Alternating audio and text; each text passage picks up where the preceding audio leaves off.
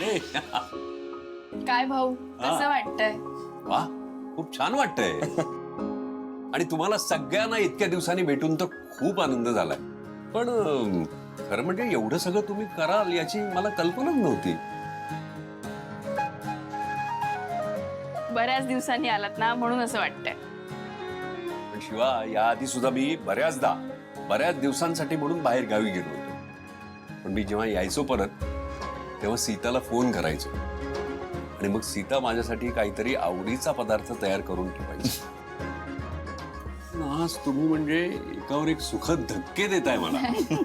काय गरज होती या सगळ्याची? अहो, मुहूर्तच असा आहे तुमच्या परतीचा. आज रामनवमी आहे आणि तिथीनुसार तुमचा वाढदिवस. हा, आणि काय भाऊ, जसजशी संसाराची वर्ष वाढताय तस तसं प्रेमही वाढत चाललंय. अरे वाढायलाच हवं, त्यात काय हरकत आहे. छान 2 मुलं झाली, त्यांची लग्न सुद्धा झाली.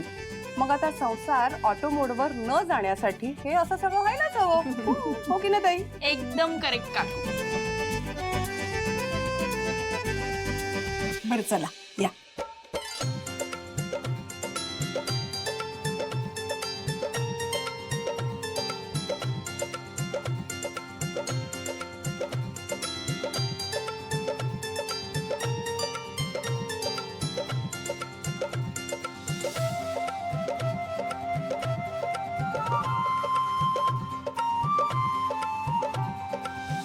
आता याची काय गरज आहे? काही बोलायचं नाही. एवढ्या दिवसांनी येत आहे ना, सगळं फक्त बघायचं आणि करून घ्यायचं. आणि हो, आज कामाचा विषय काढायचा नाही. अगदी बरोबर आहे.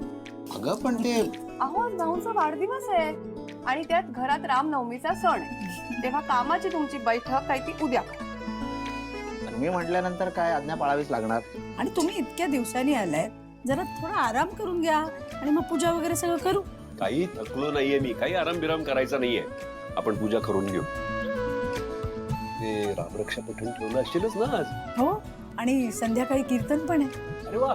भाऊ काय, आजचा दिवस खास आहे, त्यात तुमचा वाढदिवस पण आहे, त्यामुळे हा सगळा कार्यक्रम मी आखलाय. हा सगळा कार्यक्रम तुम्ही आखलात ते चांगलं केलं, पण त्यात हे वाढदिवसाचं कशाला? काय ना, खूप गोष्टी बदलल्या आहेत. हं? सांगतो तुम्हाला. हं? या या या. चला चला चला चला. सांग आता, फुरसतीने सांगते ना सगळं.